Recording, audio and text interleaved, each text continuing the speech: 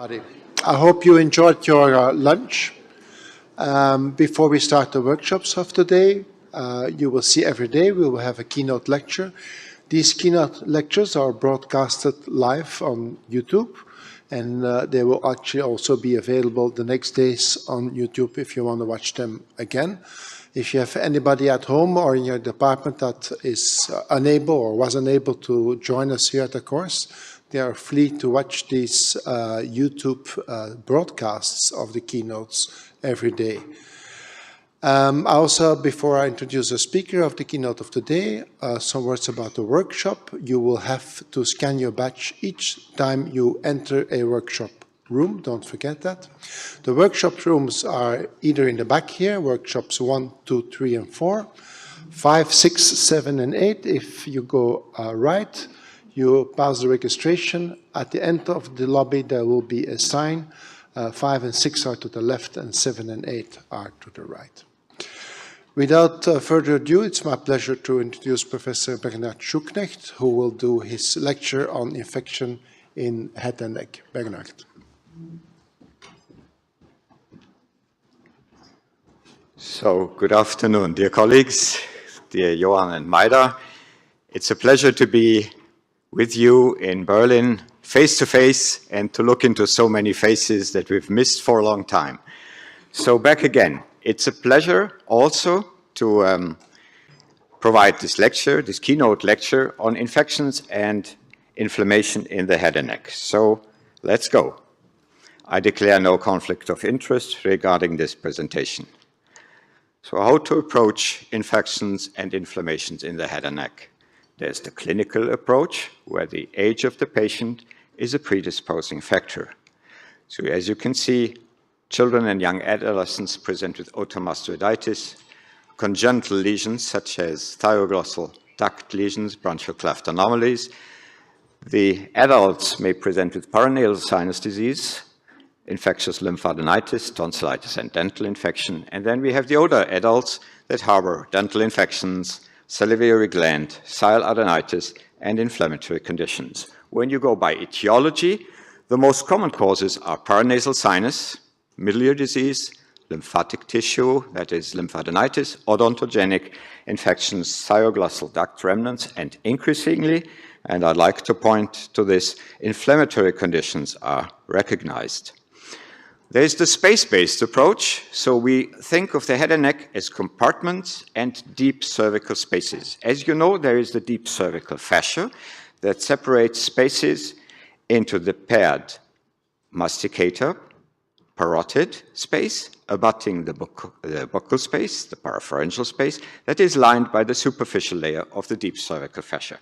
Then we have the middle layer that invests the pharyngeal mucosal space that is continuous infrahyoid as the visceral space. And we have the deep layer of the deep cervical fascia that is posterior to the pharyngeal mucosal space and invests the perivertebral space. Look that there is vertical orientation of the spaces, so the vertical orientation is an important pathway of extension. This holds not only true for the spaces, but also for the compartments. So let's start with paranasal sinus infection. As you can see, this lady on the left side, there is a sinus infection. Unilateral infections more commonly are dental in origin than fungal. These are more commonly chronic. These are acute. So questions to be answered are which sinuses are involved? The maxillary, the ethmoid, the frontal sinus. What is the source of infection? When you turn to the right here, you see that there is an oroantral connection that provides the pathway of extension of infection. What are complications? And therefore, you need to know the clinical findings. This is relevant. So here we have a lower position of the eyeball. We have preseptal cellulitis, we have buccal space cellulitis, and we have the subperosal abscess in the left orbit, and we have this lid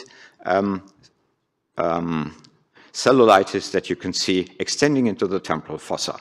Of course, the bone window images are of utmost importance to see the extension of infection and also to see the underlying anatomy. So this is relevant for treatment. So you need to illustrate to the treating ENT, endoscopic physician, that we have a variation, which is the supraorbital ethmoid cell It is this cell that you can see that extends into the left frontal sinus. So once he opens with the endoscope, he will not enter the frontal sinus, but he will specifically enter this cell.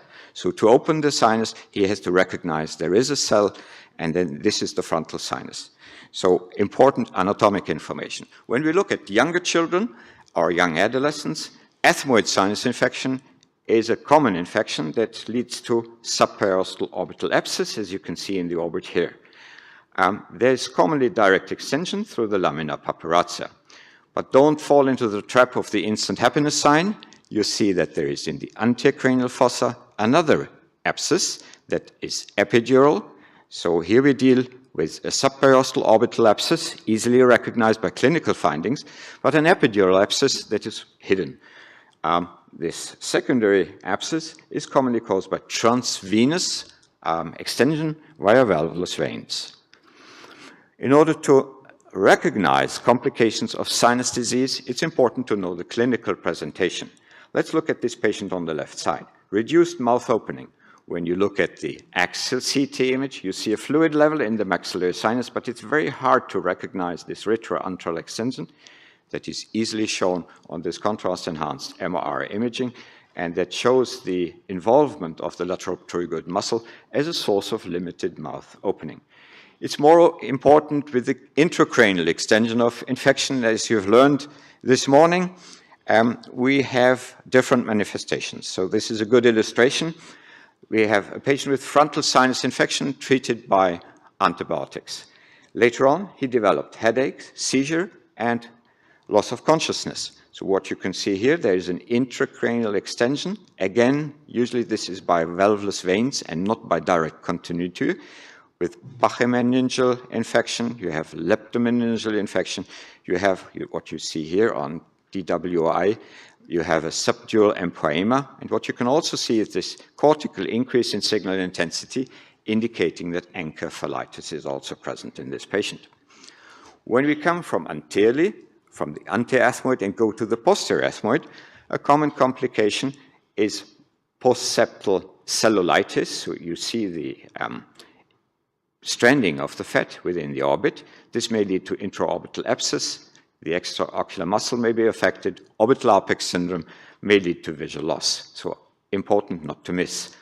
If the extension is via vascular pathways, we have a superior ophthalmic vein thrombosis, as indicated on the left side, cavernous sinus thrombosis, and we can see abscess within the left frontal lobe by infectious thrombophlebitis. Let's move from the paranasal sinus to the mastoid. Otomastoiditis is a fluid collection within the middle ear and the mastoid, and we have melting down of the septa in the posterior surface of the temporal bone, leading to epidural abscess, leading to a sinus thrombosis, and don't miss this subperostal extratemporal extension of the abscess that may also extend down the entire neck along the insertion of the sternocleidoid muscle.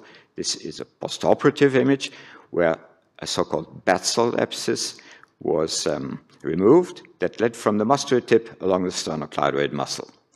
The more chronic infections of the temporal bone, you probably know, there is less aeration and pneumatization of the temporal bone. There is erosion of the annulus tympanicus.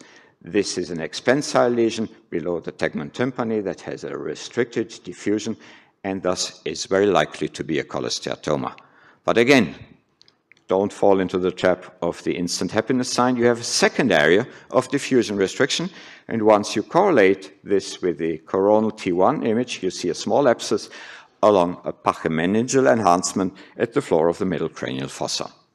Feared complications of acute mastoiditis are Grade-Nico syndrome, that is a continuation of the inflammation into the petrous apex. This is fat suppressed along the trigeminal nerve. So we have retrobulbar pain due to trigeminal nerve involvement. We may have diplopia due to oculomotor or abducens nerve involvement. Labyrinthitis, you often can appreciate already on FLAIR or T1 non-contrast images once the middle ear is completely obliterated. So here you see the increased signal, this is non-contrast, in the cochlear and in the vestibular portion, and of course there is contrast enhancement indicating this labyrinthitis. A feared manifestation is malignant external otitis arising from the external auditory canal.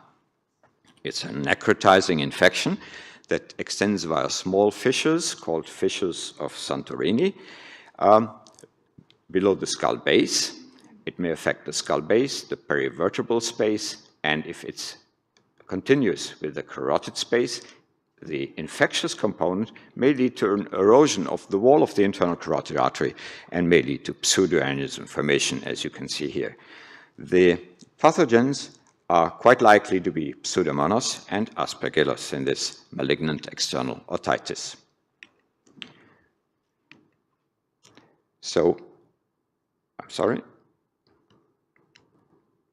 Roots of the third most common manifestation is odontogenic. So we talk about endodontal disease once the root canal is affected and we have radicular cysts. The periodontal disease leads to marginal parodontitis, and this is floating of the teeth within the alveolar process and an infection in the adjacent sinus. Roots of odontogenic infection may be intraoral, as you can see here. That means they affect the vestibule inside the attachment of the buccinator muscle, or be above the mylohyoid muscle. If you look on the right side, this is a sublingual abscess on the left and on the right side due to an intraoral extension of an odontogenic infection. Extraoral infections lead to submandibular space involvement if the root apices extend beyond the insertion of the mylohyoid muscle. This is an example. If the root apices in the upper jaw extend beyond the insertion of the buccinator muscle, you may have a buccal space abscess. So the length of the root in relation to the insertion of the muscles is of relevance. A feared complication of odontogenic infection is acute osteomyelitis. This affects the mandible in 90% or 95% of patients, so the upper jaw is very rarely affected. If you look, the sensitivity of X-rays and CTs, to show you this example, is relatively low. You see some soft tissue swelling. On the same day, the examination was repeated, and here you can see a replacement of marrow fat by granulomatous infectious tissue within the cancellous bone. This is where osteomyelitis starts. With contrast enhancement, you see periostal thickening, and you see the extension into the perimandibular soft tissue. Once the acute osteomyelitis extends beyond 4 weeks, we call this a secondary chronic osteomyelitis. So it's a continuation of an acute osteomyelitis. It presents with osteolysis, sequestration, areas of sclerosis, and you can see the calcification of the periosteum as a sign of a chronic infection. This has to be distinguished, the secondary chronic variant, from the primary chronic osteomyelitis. Primary chronic means there's no inciting insult and the patient never underwent through an appreciable acute phase. So this is more an inflammatory condition than an infectious one. And once you look at the MR images of this example, typical findings are the expansion of a hemimandible. So from the beginning, the entire hemimandible is affected, it's expanded. There are small areas of osteolytis, there's periostal ossifications, and these patients may be mixed up with fibrous dysplasia. Odontogenic infections, as we've just spoken about, is the clue in 50% of parapharyngeal space abscess. The 20% are derived from peritonsillar or branchial cleft infection. You see one example here on the right side. You see the marked parapharyngeal space abscess leading to occlusion of the airways and the extension from the parapharyngeal space to the submandibular space. So once there is a swelling in the submandibular space, this is a red flag of a patient that may harbor a parapharyngeal space abscess. So odontogenic infection, 50% of causes of parapharyngeal space infection. Tonsilitis, the next most common cause, and you can see an example of a tonsilitis in the upper left corner here. There's a swelling of the tonsil. You see the loss of striations in comparison to the right side. Once there is fluid collection and more prominence of the tonsil, we speak about tonsillar abscess. In this example, we have a combination of a tonsillar abscess and a peritonsillar abscess. So there is abscess within the tonsil and adjacent to the tonsillar tissue. Once this affects the parapharyngeal space or the masticator space or extends down to the submandibular space, we call this a peritonsillar space abscess. As an abscess, of course, we have restricted diffusion and low ADC, as you can see in the images on the low side. The third most common presentation of origin of a parapharyngeal space abscess is a branchial cleft anomaly. So here we talk about congenital lesions. So the first branchial cleft anomaly arises from the osteocartilaginous external auditory canal. It may be periauricular, as you can see here. It may be periparotid, extending into the deep lobe of the parotid gland, axial image. Followed in more common is the second branchial cleft anomaly in about 90% of patients being affected. Here we have a cystic lesion lateral to the carotid bifurcation. You can see there is a thin rim enhancement once there is no infection present. In the infected case, you see this marked thickening of the cyst wall, and the characteristic location is carotid bifurcation and anterior wall of the sternocleidoid muscle. Followed in sequence are the third branchial cleft anomalies.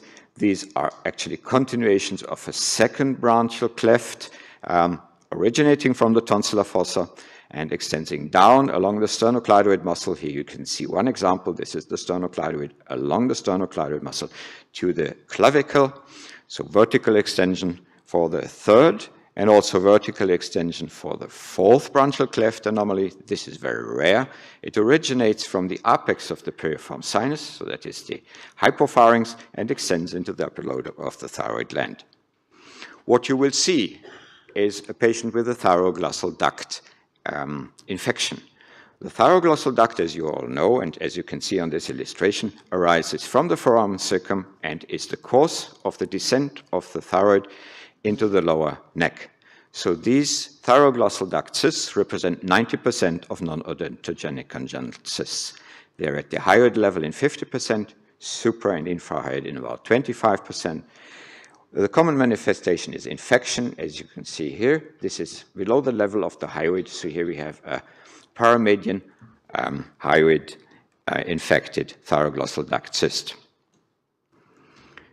Let's move to the glands. Major gland sialadenitis may be presented in an acute fashion.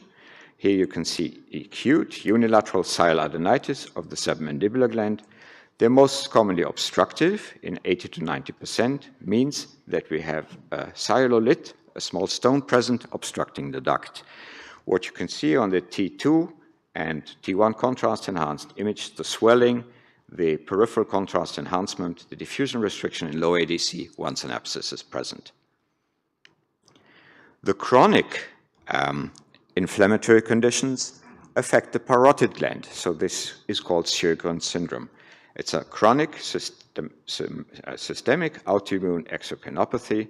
It affects the salivary glands, the lacrimal glands, and the characteristic finding is a dilatation of the intraparenchymal ducts.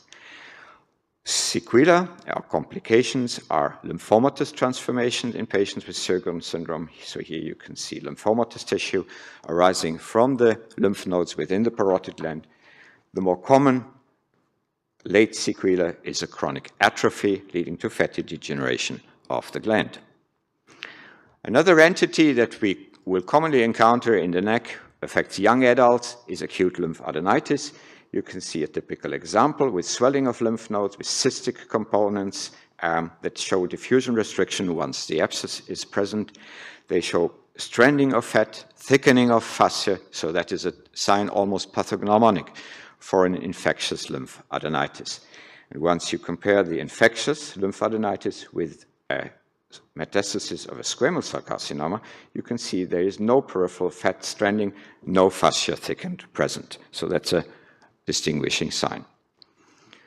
Retroferential abscess has a vertical orientation classically because the retroferential space is in a vertical orientation. By imaging, we cannot distinguish the ventral, true retroferential from the posterior danger space. So we consider this as one space. It's the most serious deep neck infection, but most of us just think of mediastinitis. However, once you look at this image, you see that airway compromise is a much more common and much more serious early complication of a retroferential abscess. So what is the definition? It's not only fluid in the retroferential space, but we must have marginal enhancement and diffusion restriction. Non-obligatory but commonly present findings are enlarged retroferential lymph nodes and a parapharyngeal abscess. The origin may be tonsillitis, spine surgery, foreign bodies from a hypopharyngeal origin. We have to distinguish retroferential abscess from retroferential effusion. Here we deal with fluid in the retroferential space. That is a relatively common manifestation. And as you can see, there is no gadolinium enhancement in the periphery. There is no diffusion restriction. What are the conditions that may present with retroferential fluid? You see them indicated here: neck infection, pharyngitis, tonsillitis. So not all of them obligatory lead to a retroferential abscess. Internal jugular vein thrombosis, neck dissection, post-radiation edema, and then there is another condition, the longos call it tendinitis, that may lead to retroferential effusion. We all have heard about necrotizing myofasciitis, very rare condition. And as you can see here on this example, it's a very serious neck infection extending usually from the hyoid down to the upper mediastinum. It's caused by aerobic and anaerobic bacteria. It has a presence of gas. As a clue, as you can see here in the subcutaneous tissue, there is cellulitis, fat reticulation and stranding. The fascia are no longer distinguished. And we have myositis, meaning we have an enlarged muscular component within the paraspinal space posterior to the spine here in this patient. So vertical orientation, again, extending down to the upper mediastinum. Now from the infectious diseases, let's move to inflammatory conditions. The most common inflammatory condition is the orbital inflammatory disease. It's a localized inflammatory process with a spectrum of manifestations that I indicate here. So the most common one is myositis. It commonly affects the lateral rectus muscle, but it may also be a manifestation within the levator palpebrae. It affects the muscle and the tendinous insertion. So we have a myositis and tendinitis. Episcleritis is also a manifestation of orbital inflammatory disease. And what you can also see is the thickening of the optic nerve sheath. So we call this perineuritis. And the least common manifestation is dacryoadenitis, as indicated by swelling and more contrast enhancement of the lacrimal gland. We learned about the IgG manifestations of intracranial disease by meningitis this morning. So in the head and neck, it's about 60% of manifestations of IgG4 release. It's a fibroinflammatory systemic condition with tumor-effective lesions. There's lymphoplasmacytic infiltration with elevated IgG4 plasma cells, fibrosis, and obliterating phlebitis. The salivary glands, as we can see here in the parotid gland, are commonly affected. Low T2 is an indication of IgG4-related disease. The same presentation along the cranial nerves. You see the mandibular division of the trigeminal nerve.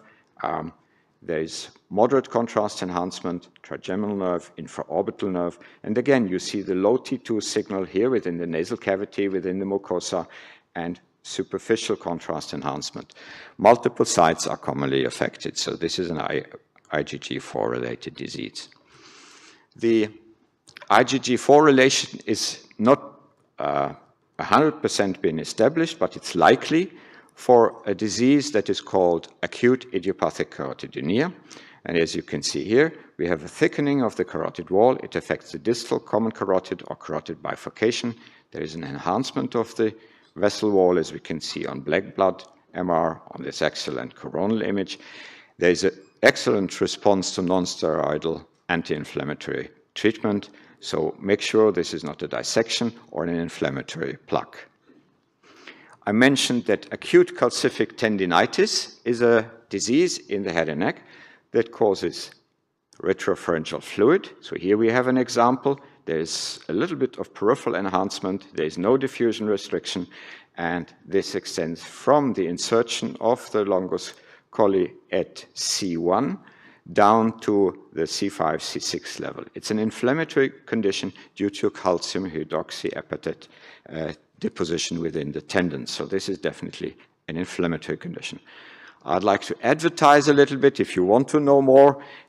We have the European course in head and neck neuroradiology taking place in less than 4 weeks in Zurich. I would be happy to see most of you there again. We have a renowned faculty. It's 3 days, 31 lectures, 12 workshops, and we get CMEs, and we hope it's going to be an intense, interactive, and fun-creating course. And in order to conclude, so most common infections conditions are paranasal sinus disease.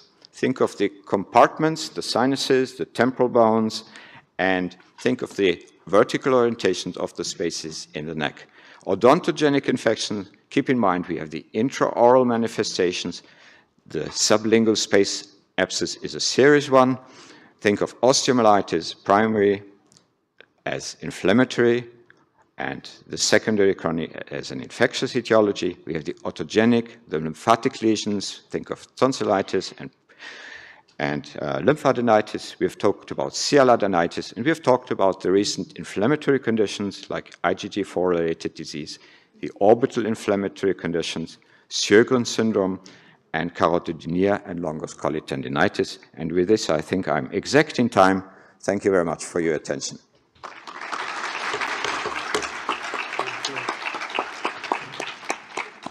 Thank you very much, Bernhard. And just one last mention, since you will be rotating from workshop room to workshop room, I would like to attend everybody on the time schedule so that the groups can go from one room to the other room quite easily and quickly.